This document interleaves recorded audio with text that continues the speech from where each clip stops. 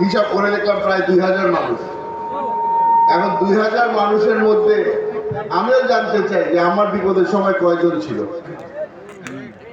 এই মঞ্চে যারা উপস্থিত আছে অনেকেই নিজেরা বিপদে ছিল, মাঠে থাকতে পারেনি। আপনাদেরকে আমি আজকে আশ্বস্ত করতে চাই, সামনের রাজনীতি আমরা সবাই মিলে করব। একা একা অনেকদিন হেঁটেছি।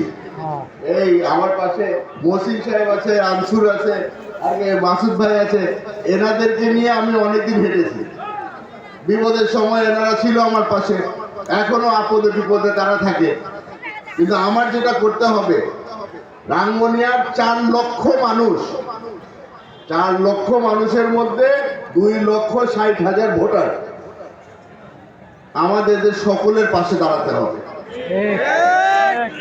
আমার চেষ্টা করতে হবে এই 2,60,000 ভোটের মধ্যে কমপক্ষে 2 লক্ষ ভোট যেন বিএনপির প্রতি দুর্বলতা হয়, বিএনপির প্রতি যেন আমাদের মার্কায় যেন ভোটটা পড়ে। 16 বছর ধরে যে ধরনের অত্যাচার সহ্য করে এসেছি, খালি আমি না, আপনারা এখানে যারা এসেছেন, আমার মনে হয় না বেশিরভাগ মানুষ কোনো সময় এই 16 বছরের মধ্যে কারো বাড়িতে ইফতার করতে পেরেছে।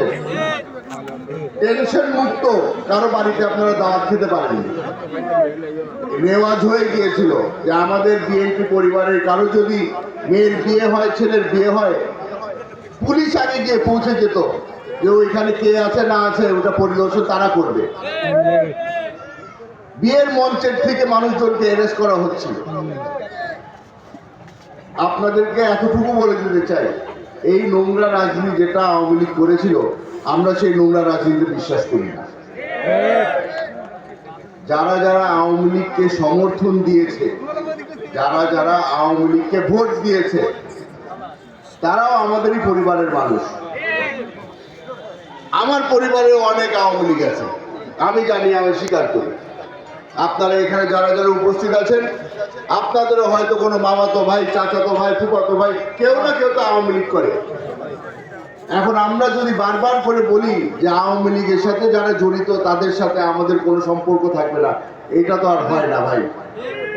আপনাদের ধরে নিতে হবে, আপনাদের ধরে নিতে হবে যে যারা আওয়ামী লীগ করে তারা সারা জীবন আওয়ামী লীগই করবে। আমি আপনাদেরকে বলছি না যে তাদেরকে বুকে টেনে নেন,